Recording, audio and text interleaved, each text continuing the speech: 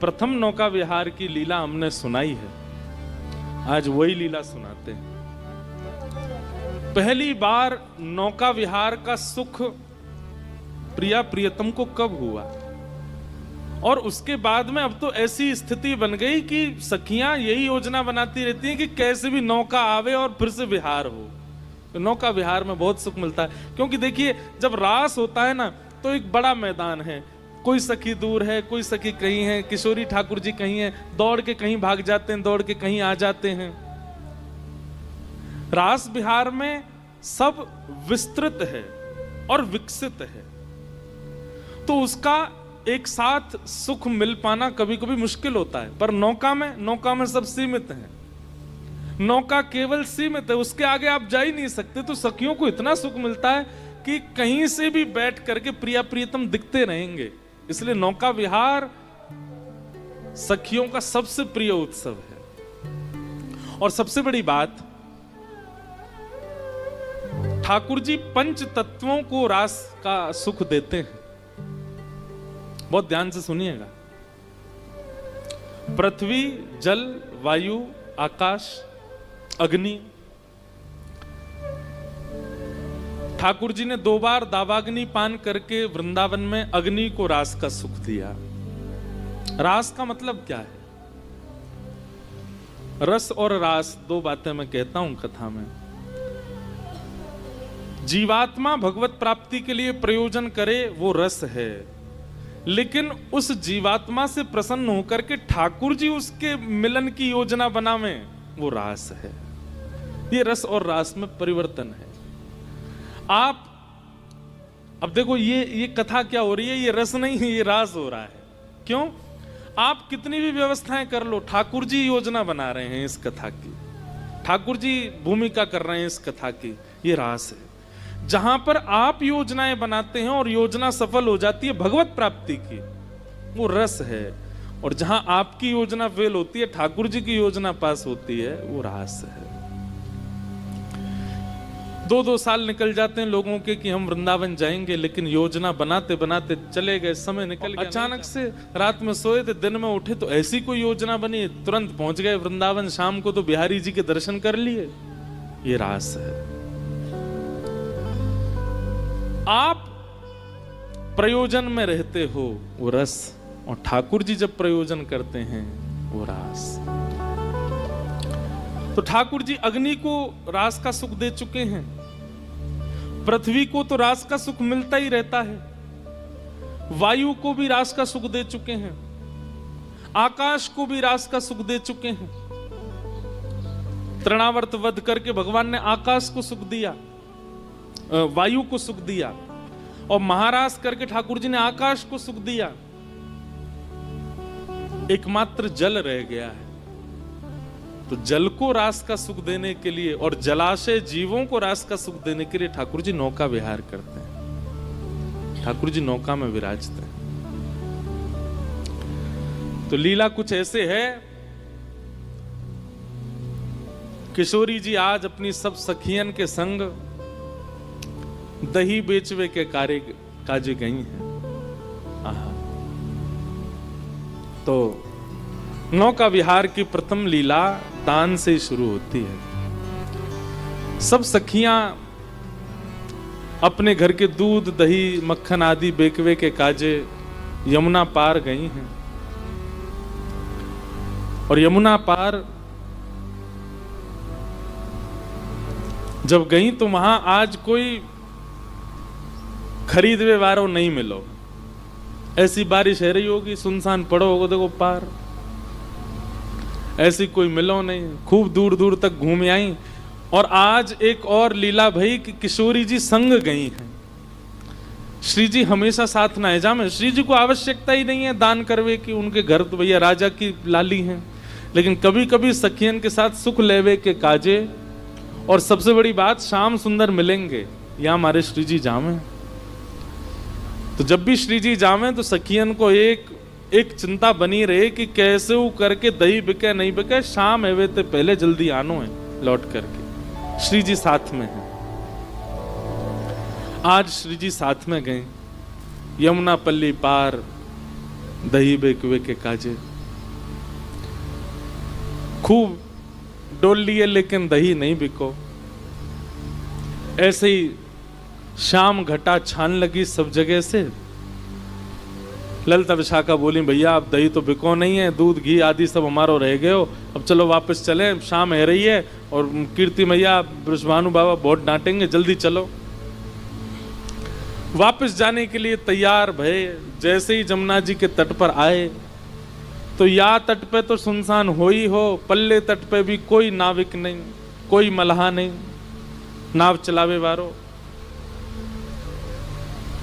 एक सुंदर सेज पर बिठा दिए और बिठा करके श्री जी को बोले, आप प्रतीक्षा करो, हम देख क्या हमें कोई नाव मिल जाए तो।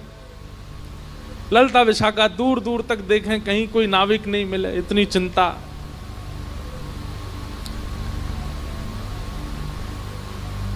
श्री जी की लीला में कोई भी अगर रुकावट आ रही हो तो ठाकुर जी को रोंगटे खड़े हैं लगे। ठाकुर जी को पता चल जाए श्री जी को कोई दिक्कत है। मानो श्री जी को मन है लगे कि भाई शाम घन बरसे, ये मेघ बरसने चाहिए तो मेघ बरसते हैं। श्री जी को मन हो कि धूप निकले, सर्दी ज्यादा है रही तो धूप निकलेगी। ठाकुर जी श्री जी के मन की इच्छा पूरी करने में तत्पर रहते हैं हमेशा। प्रेम का यही स्वरूप है, तत् सुखे सुखित्वम। नारद भक्ति सूत्र में श्री नारद जी कहते हैं, जिसमें हमारा प्रेमी प्रसन्न उसमें हम प्रसन्न। ठाकुर जी की यही योजना रहती है कि श्री जी को कोई श्रम ना हो। बंधु, ये कथा में जो हम प्रेम के सूत्र देते हैं ना, हमारा निवेदन है इनको आप ठाकुर जी से जोड़ा करो। हम प्रेम के सूत्र कई देते हैं, आजकल के लड़का लड़की एक दूसरे को भेजते हैं, देखो महाराज जी क्या कह रहे हैं। ठीक है, संसार में भी उसका लागू, आप उसको लागू कर सकते हो, पर हम उस भाव से नहीं कहते। हम ठाकुर जी और श्री जी के भाव से या हमारे और ठाकुर जी के भाव से कहते हैं, इसलिए उसी भाव में उसको सुना कीजिए। प्रेम का स्वरूप क्या है? आप अगर ठाकुर जी की सेवा घर में करते हैं तो आप अपने सुख से उनकी सेवा मत कीजिए। हमारा आज मन हो रहा है आमरस खाने का तो चलो ठाकुर जी को भोग लगा दो, नहीं। हमारा मन हो रहा है पूड़ी खाने का तो ठाकुर जी को पूड़ी का भोग लगा दो। हमारा मन हो रहा है मैगी खाने का, ठाकुर जी को भोग लगा दो। हमारा मन हो रहा है पिज्जा खाने का, ठाकुर जी को भोग लगा दो, नहीं। ठाकुर जी की क्या इच्छा है? और जब सेवा करोगे तो इच्छाएं प्रस्तुत होंगी, ठाकुर जी की इच्छा प्रकट होगी, मेरो ये खावे को मने ये दो। तत्सुखे सुखित्व। ठाकुर जी के रोंगटे खड़े हैं लगे। ठाकुर जी बोले, श्री जी को कोई आवश्यकता है? इतने में ठाकुर जी ने नेत्र बंद करके देखो तो कहा पायो कि पल्ली पार श्यामाजू बैठी हैं बड़ी निराश हताश, और सब सखियां ढूंढ रही हैं कोई नाविक मिल जाए तो नदी पार करें, जमुना जी पार करें। इतने में ही ठाकुर जी ने अपनी छोटी सी नाव निकाली। कितनी बड़ी नाव होएगी कि बस लाला और लाडली जी बैठ सकें, इतनी बड़ी नाव है, छोटी सी। और छोटी सी नाव लेकर के मतवाले ठाकुर जी कूद पड़े जमुना जी में, और महाराज नाचते गाते भय चला रहे हैं अपनी नाव। जग नैया हमार, नैया में हम हैं और हम में संसार। कितनी बड़ी बात है। ठाकुर जी कह रहे हैं नैया में हम हैं और हम में संसार। ठाकुर जी में उधर में ही सारा संसार है। नैया लेकर के ठाकुर जी मचल मचल करके कभी इधर को झुके इधर को झुके, कभी पतवार उठा के नाचन लगे, कभी कान पे हाथ धर के जोर जोरते गावे। ऐसी शाम घटा हो रही थी, बिल्कुल यही मौसम था। और मैंने आपको एक बात कही ना कि ये जो वर्ण है ना, यही वर्ण है श्री कृष्ण का। ठाकुर जी काले नहीं है, ठाकुर जी नीले नहीं है, ठाकुर जी श्याम वर्ण के हैं। संध्या के समय जो वर्ण हो जाता है, और विशेष रूप से सावन में काली घटाएं जब बरसती हैं उस समय जैसा माहौल मौसम हो जाता है, यही श्री कृष्ण का है। पता नहीं क्यों किसी को भय लगता हो बादलों से या वर्षा से, हमको तो बहुत प्रिय लगता है। मन होता है ऐसे ही बस यही मौसम चलता रहे 12 महीने, इतना सुख मिलता है। शाम घटा और जब ऐसे मौसम में श्याम सुंदर आते हैं तो श्याम सुंदर और ये काली घटा एक हो जाती हैं। ठाकुर जी फिर दिखाई नहीं देते, बड़े गौर से देखने पड़ते हैं, तब दिखते हैं। पीतांबरी पहनी हो तो दिखाई देते हैं। ठाकुर जी नाव लेकर के, अब जमुना जी को भी जल श्याम, ऊपर भी श्याम और मध्य में नाव चला रहे भी श्याम। ललिता विशाखा ने जैसे ही देखी, और एक नाव आ रही है छोटी सी सामने से,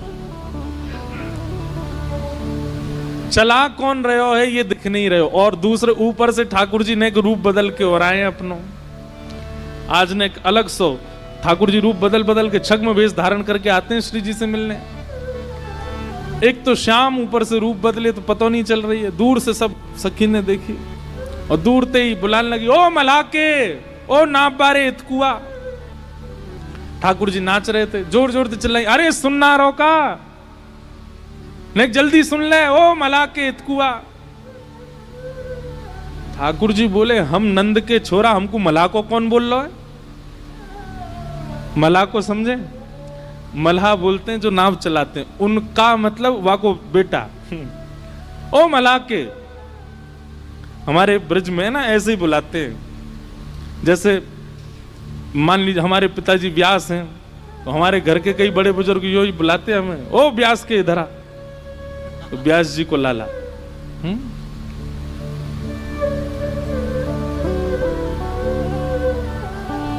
कोई पुरोहित का बेटा तो पुरोहित के इधर आ, मल्हा के। ठाकुर जी बोले, मोए कौन ने कही मल्हा को? मैं नंद जी को छोरा ब्रजराज कुंवर कन्हैया, और मुझको मल्हा को बोल ले। ठाकुर जी बोले, तू मल्हा की। ललिता विशाखा बोली, जे का बोल लो भैया? अरे नाव ले जाए यहाँ पे, हमें पार कराए दे। ठाकुर जी बोले, पहले तो सम्मान से बात कर हमते, हम मल्हा के ना है, नंद जी के छोरा हैं, और जे नाव हमारे पिताजी ने हमारे काज बना के दी है, या मैं कोई यात्री ने पार करावे वालो मेरो काम नहीं है। जब मेरो मन होवे या मैं बैठ के अकेलो ही यमुना जी में भ्रमण करूं। बोल रही है ज्यादा। ठाकुर जी बोली, ललिता जी बोली, अरे जे तो बुरो मान गो भैया। विशाखा बोली, प्रेम से बात करो, देखो दूर दूर तक नाव नहीं मिल रही है एक भी, श्री जी को पार पहुंचानो, शाम है गई है, कीर्ति मैया डांटेंगी।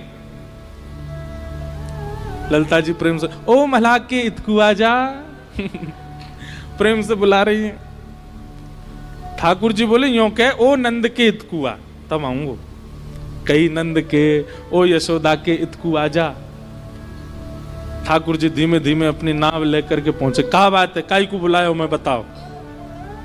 बोले, भैया हम सब सखी दही बेकवे के काजी आई हैं, और हमारी तो चिंता नहीं है, हम तो कैसे पहुंच जाती, थोड़ी प्रतीक्षा कर लेती, पर हमारे साथ में कीर्ति किशोरी वृषभानु जी की लाली श्री राधा रानी। राधा रानी नाम सुनते ही आंख खुल गई, कान खड़े हो गए, उठ बैठे। बरसाने वाले वो भानु बाबा की लाली? बोले, हाँ। कहाँ है? पीछे बैठी हैं। हाँ तो उन्हें भेज दो, उन्हें बैठा दो, ले जाऊंगा, पार कर दूंगा उन्हें। ललिता विशाखा बोली, हम 8 और हैं संग में।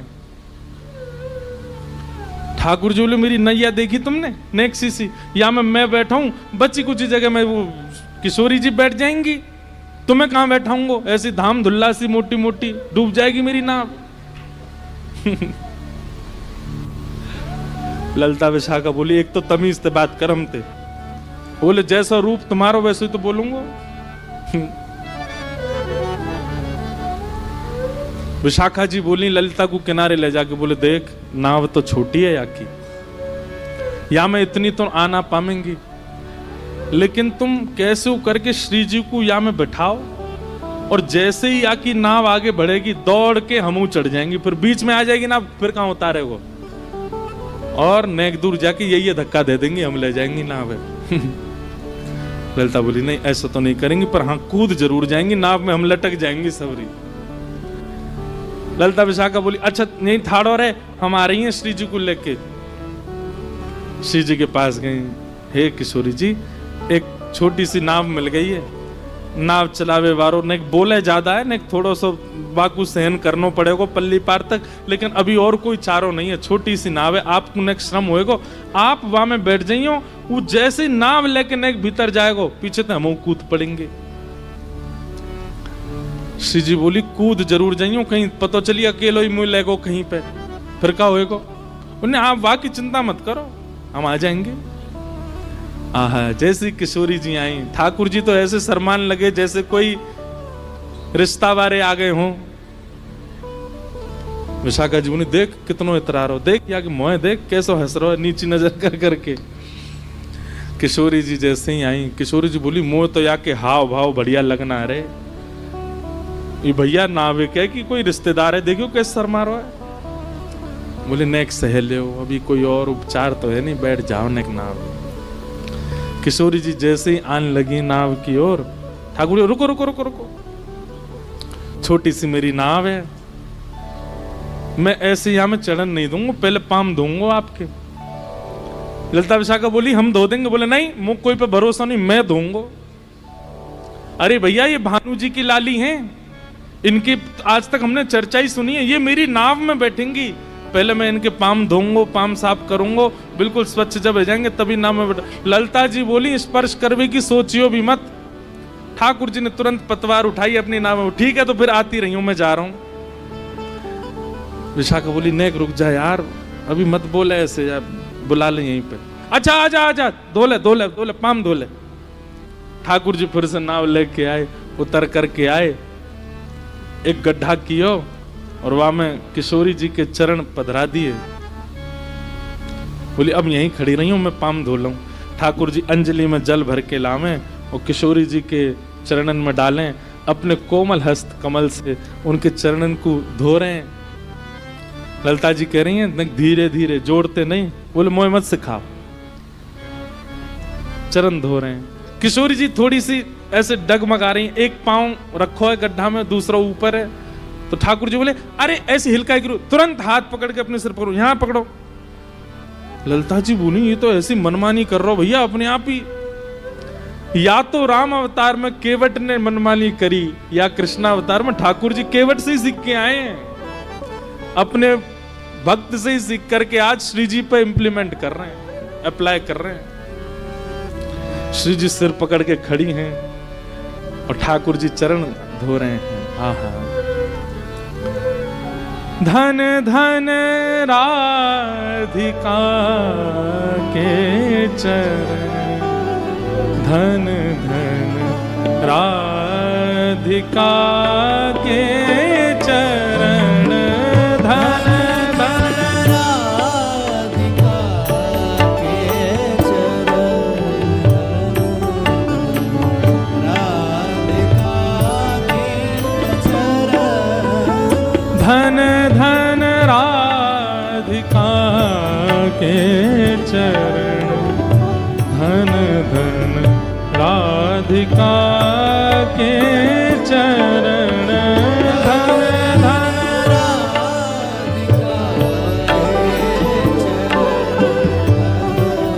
सब लोग गाओ।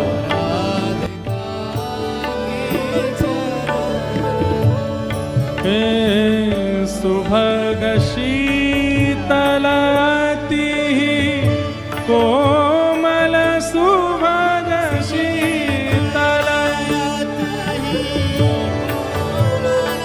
सुभग शीतलती कोमल, कमल के सेवरण, धन धन कमल के सेवरण, धन धन राधिका के चरण, धन धन राधिका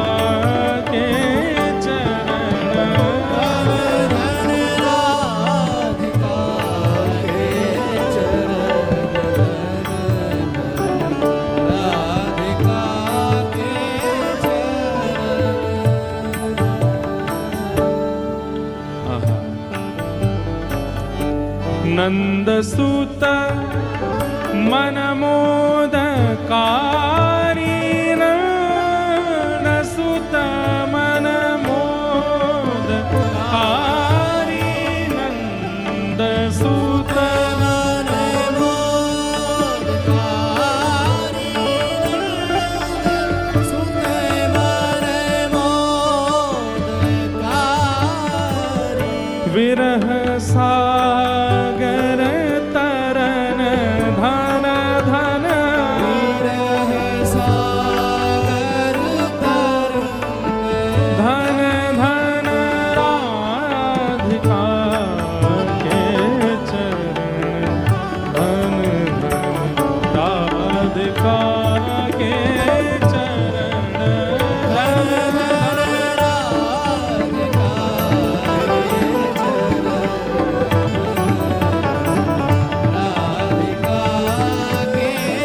बोलो वृषभानु दुलारी की जय हो।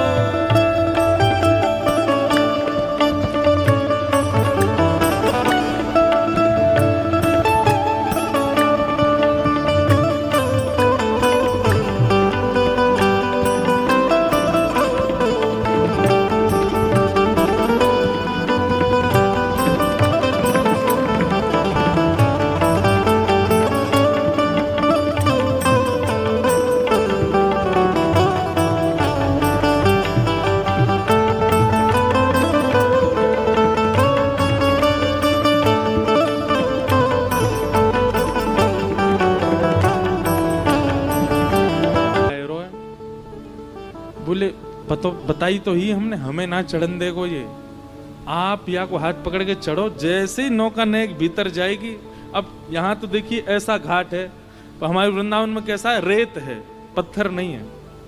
तो ऐसे रेत, बीच में यमुना जी, दोनों तरफ रेत है, तो नाव जो है वो रेत से अटक करके ही खड़ी। किशोरी जी बैठ गई। ठाकुर जी बोले, हाँ सुनो रही सबरी, धक्का लगाओ नाव में बीच में कर दो, फिर मैं छोड़े आऊंगा इन्हें पल्ली पार, तो तुम आती रही हो अपने आप। सब सखीन ने नाव पकड़ करके जैसे धक्का दिया और रेत से उतर करके नाव जैसे ही जमुना जी में जान लगी, जैसे ही जमुना जी में पहुंची, ठाकुर जी ने पतवार लेकर के चलानी प्रारंभ करी। इतने में ललता, विशाखा, इंदुलेखा, चित्रा, सुदेवी सब रीवा में ऊपर चढ़ गई, कूद कूद करके, कोई जगह नहीं बची है वहां में, फिर भी चढ़ गई। ठाकुर, ए कहा कर रही हो, कहा कर रही हो? बोले अब बैठो रे चुपचाप। ठाकुर जी बीच में बैठे, यहाँ पे बैठ गई, यहाँ बैठ गई, एक दो गोद में बैठ गई, पीछे बैठ गई, आगे बैठ गई, सब बैठ गई वही में, छोटी सी नाव में। ठाकुर जी बोले, मैं धक्का दे दूंगा सबरीन ने, क्यों चढ़ गई हो, मेरी नाव डूब जाएगी। बोले अब चुपचाप बैठो रो, धीमे धीमे पार कर दे।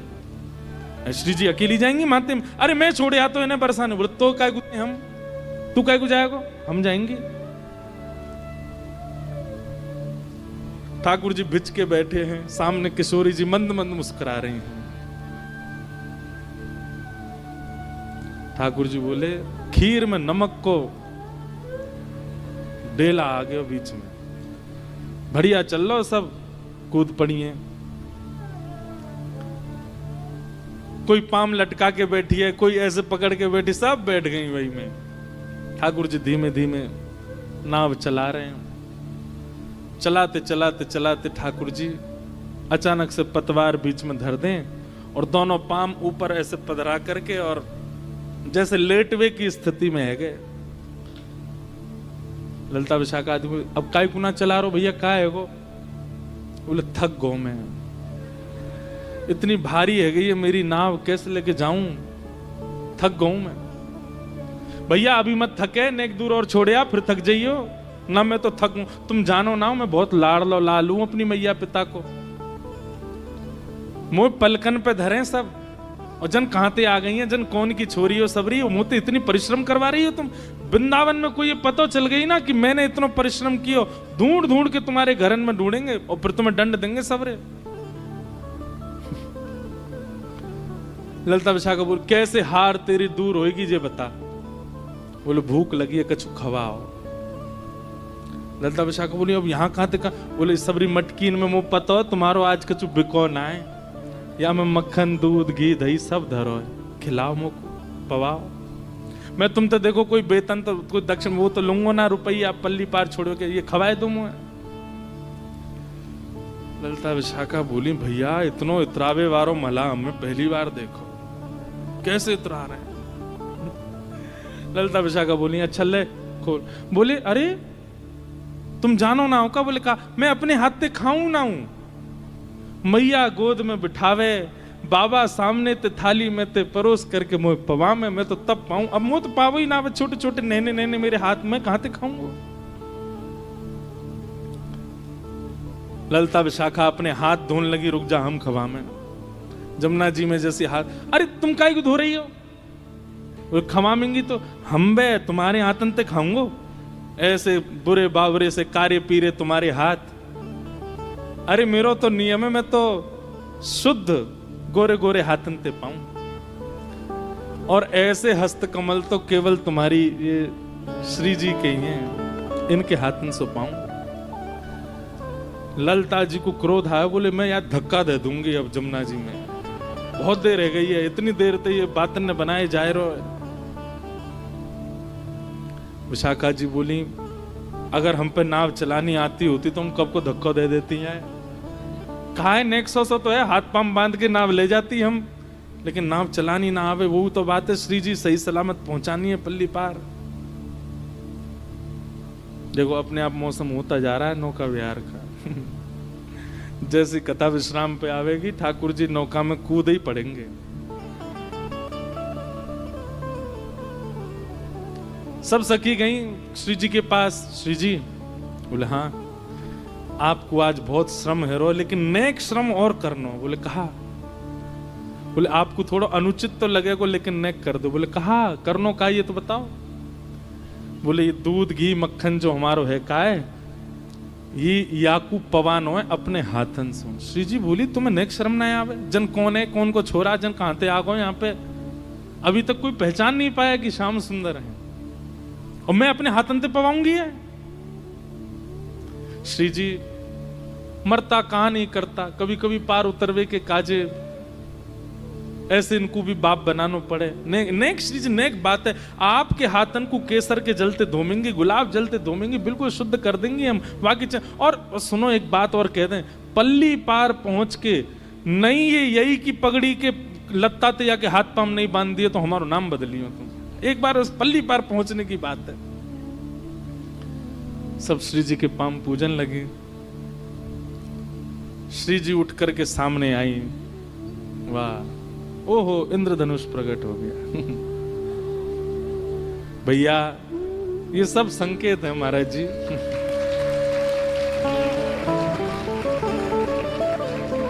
वाह लो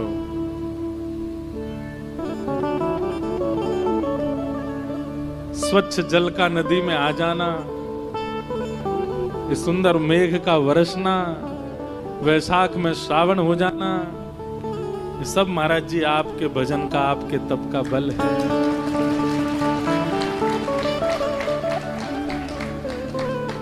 ओ भैया नौका तैयार कर लियो सबरे, तैयार है 20 मिनट।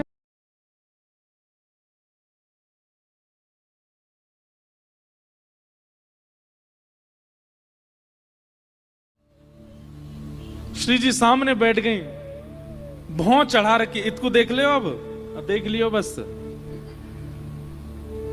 और बड़े बेमनते हाथ बोल रही हैं मटकी में, और मक्खन निकाल करके ठाकुर जी तो अपलक नेत्रन से श्री जी को देख रहे हैं, एक एक छवि देख रहे हैं। और ऐसी संध्या है रही है, ठाकुर जी दिख नहीं रहे, पल्ले पड़ नहीं रहे, और श्री जी ऐसे निकारें और ऐसे करें हाथ, प्रेम से ठाकुर जी पा रहे हैं।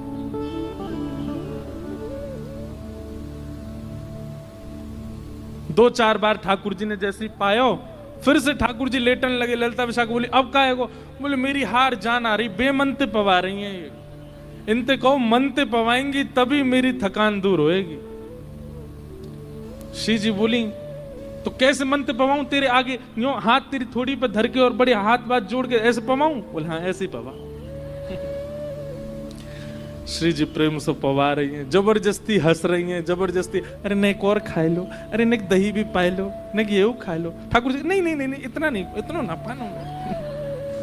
बोले नखरे और कर रहा हूं ऊपर ते। प्रेम से पा लियो। श्री जी उठ गई, बोले अब तेरा पेट भर को भैया अब ले चलो मैं पल्ली पार। ठाकुर जी ने फिर पतवार उठाई, फिर से चलाने लगे। चलते चलते चलते चलते चलते फिर से बीच में ठाकुर जी ने पतवार रोक दी, फिर ते पाम ऊपर किए। सब बोली अब का भयो? बोले पेट भर गो, अब नींद आ रही है मुझे, अब तो मैं सोऊंगो। तुरंत ठाकुर जी वहीं पर नेक्स्ट इसी जगह में ही लेट गए, अपनी स्वापी उतार करके भीतर वहीं तकिया से बनाई वापस। अरे भैया तू पल्ली पार जाके सो जाइयो, हमें पार कर दे, बीच नदी में तेने नाव रोक रखी है। ठाकुर जी उठे, अपनी आंख मीड़न लगे, बोले भैया मैं कहां फंस गऊं तुम लोगन के बीच में, अब मेरी हार दूर करवे के काजे मेरो मन लगानो पड़ेगा। मेरो मन ना लग रहा, मैं बहुत मेरो मन उचट रहो है, तुम सबरीन को देखवे में मेरो बिल्कुल मन नहीं लग रहा। धाम दुल्ला सी बैठ गई हो मेरी नाम में। ललिता विशाखा बोली कहा चाहिए तू ये बता। बोले मेरो मन तो केवल एक को देखवे में ही लग रहा है, उनको सबसे आगे बैठा, मैं उनको देखता रहूंगा, मेरा मन लगता रहेगा, नाव पल्ली पार पहुंच जाएगी, तो तुम सबरी पीछे जाओ। ललिता विशाखा बोली श्री जी आप आगे आ जाओ, क्योंकि श्री जी पल्ले कोने में बैठी हैं, या कोने में ठाकुर जी बैठे हैं। श्री जी बोली काय को ने देखेगो आपको। श्री जी बोली तुम्हें शर्म नहीं आ रही है, कैसे शर्म करवा रही हो मुझसे? कहां धूप की नेक किरण भी मेरे ऊपर आ जाए तो तुम सबरी अपने आप ऐसे सब प्रयोजन करो, नेक भी मुझे श्रम नहीं होना चाहिए, और आज कोई मनचलो व्यक्ति कछु भी कर रहा हो और तुम सब में मुंह को आगे कर रही हो। ललिता जी बोली आप भूल गई, पल्ली पार पहुंचने की बात है, बस वहां तो यार हम देख लेंगे, बस वहां तक आपने बैठ जा। श्री जी उठ करके आई, सामने आकर के बैठ गए। ठाकुर जी बोले अरे सुनो, इनते यों कह दो मेरी ओर देखें, और खूब मंद मंद मुस्काती भाई देखें, बीच बीच में शर्मा जाएं तब चलेगी ना।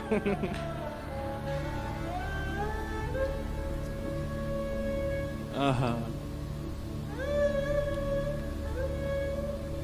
श्री जी ने एक देख लो। ललिता विशाखा बोली एक काम कर ले, तू हमें देख ले, हम तो सिहा सिहा के देखेंगे, खूब शर्माएंगी, तू जैसो कहेगो वैसो करेंगी, तो देख के मुस्का जाएंगी, तो देख करके आंख मार देंगी, तू जैसो कहेगो हमें देख ले। ठाकुर जी बोले हम बे मैं यमराज ना देख लूं, तुम ते सुंदर होएगा वो, तुम्हें तो ना देखूंगा। ऐसे ठाकुर जी की लीला। किशोरी जी देख रही हैं ठाकुर जी, और जैसे ही किशोरी जी ने ठाकुर जी के नेत्रन में देखो, नेत्रन की वो चंचलता देख करके किशोरी जी पलक झपकना भूल गए। अब पहले तो जानबूझ के मुस्कुरा रही थी, पर अब अपने आप प्रसन्नता सी आ रही है, रों पुलकित से हो रहे हैं, और ये दृश्य देख के ललिता विशाखा को बड़ी चिंता हो रही है। बोले भैया ही कुछ जादू तो ना वारो लग रहा हो, देखियो जाने श्री जी अपने बस में तो ना कर नहीं। अब ललिता विशाखा आगे श्री जी के आंखन के आगे हाथ धरे तो श्री जी हटा, में बोले हटो देखन दे। बोले श्री जी जिजन कौन को छोरा है, कहां ते आवे, इतना मत देखो, नेक बस पार है वे तक की देखना। बोले नहीं नहीं देखन दे। श्री जी के इस प्रेम उन्माद, श्री जी समझ गए ये कोई और नहीं है, निश्चित ही कोई श्याम सुंदर आज छद्म वेश धारण करके आए। अचानक से पता नहीं कहा भयो ठाकुर जी ने पलक झपकी। जैसे ही ठाकुर जी ने पलक झपकी, उनका नाम है कृष्ण, करशतीति कृष्ण। अगर उन्होंने नेत्रों में नेत्र भर के देख लिया तो आप मूर्तिमंत हो जाओगे, अगर उन्होंने अपनी एक उंगली से स्पर्श कर दिया तो आप मूर्तिमंत हो जाओगे, उन्होंने कान में एक स्वर बोल दिया तो आप कुछ कर नहीं पाओगे। ये ठाकुर जी का स्वरूप है। ठाकुर जी ने जैसे नेत्र अपने बंद किए, किशोरी जी का ध्यान टूटा। अरे ललिता, मुझे तो ऐसा लगे कि कुछ जान तो दिखे, अभी आने मेरा ऐसा वशीकरण कियो, मुंह को यही में श्याम सुंदर दिखने लगे। ललिता जी बोले अरे नहीं नहीं, श्याम सुंदर थोड़े ही है जी, वो तो बड़े प्यारे हैं, बड़े सुंदर हैं, बड़े ऐसे हैं। बोले वही तो मैं कहूं, पता ना यहाँ में क्यों मेरी आसक्ति सी भई। अभी थोड़ी देर बाद ठाकुर जी ने फिर पतवार धर दी। ललिता विशाखा बोली अब कहा भयो? बोले देखो मेरे नहने नहने हाथ हैं, पतवार चलाते चलाते थक गया हूं मैं, और अब मेरी थकान ना तो मक्खन ते जा रही और ना इनके दर्शन ते जा रही, अब तो एक ही काम होगा। बोले कहा मुंह पे एक मंत्र आवे, पर वह मंत्र को जब तक मैं कोई के कान में नहीं पढ़ूंगा तब तक वह मंत्र को कोई प्रयोजन नहीं, और वह मंत्र की ऐसा प्रभाव है कि वह मंत्र के बोलते ही नाव अपने आप चलन लगेगी, लेकिन वह मंत्र को मुझे कोई कुछ सुनाना पड़ेगा। ललिता जी बोली ले सुना। ठाकुर जी बोले पहले मैल साफ करके आप नो सुना, तेरे कान में ना बोलूंगा तो इनके कान में। विशाखा जी बोली इतना समीप आवेगो तू? बोले हाँ, वो तो कान में गुरु मंत्र की तरह बोलूंगा तभी काम होएगा। अंत में किशोरी जी से कही, बोले कछु कहेगो कान में सुन ले, और कुछ ज्यादा बोले तो धक्का दे दियो या अब तो दे ही देंगे हम, चाहे कैसे पतवार में लटकती झटकती पहुंचा देंगे, अब के ज्यादा बोलो तो या धक्का दे देंगे। किशोरी जी ने अपनो कान आगे कियो और ठाकुर जी नेक समीप गए हैं, अपने अपने अधर को स्पर्श किशोरी जी के कर्ण से करा करके ठाकुर जी बोले, हे कृष्ण मनोहारिणी। कृष्ण मनोहारिणी शब्द सुनते नेत्र सजल हो गए, प्रेम पुलकित हो गई श्री जी। तुरंत हाँ कृष्ण मुख से शब्द निकला, सब सखियां अचंभित हो गई, बोले कहां कृष्ण? अरे बोले यही, ये कोई और नहीं है, श्री कृष्ण है, अपने रूप में आओ। तुरंत ठाकुर जी ने अपनी पाग हटाई और ऊपर जो जो वस्त्र पहन रखे सब हटाए, श्याम सुंदर मध्यस्थ प्रकट हो गए। आहा, वृंदावन अंतर ध्यान हो गया, सारे घाट अंतर ध्यान हो गए, यमुना जी में प्रेम पुलकित होकर के सुंदर सुंदर कमल प्रकट हो गए, सुंदर सुंदर मछलियां अपने मुख को बाहर निकाल करके मानो जैसे स्वर प्रकट करने लगी हों। वो छोटी सी नौका एक मणिमंडित नौका के रूप में प्रकट हो गई। सब सखियां हाथ में वीणा लेकर के, वेणु लेकर के, वाद्य लेकर के सुंदर कीर्तन करने लगी। श्याम सुंदर और किशोरी जी दोनों एक दूसरे का गाढ़ आलिंगन करते हैं और मानो जैसे दोनों एक हो जाते हैं। हमारी तरह जड़ स्वरूप नहीं है, ठाकुर जी का चैतन्य है, इसलिए एक दूसरे में विलीन होने लगे, एकाकार रूप प्रकट होने लगा। बोलो नौका बिहारिणी बिहारी जू सरकार।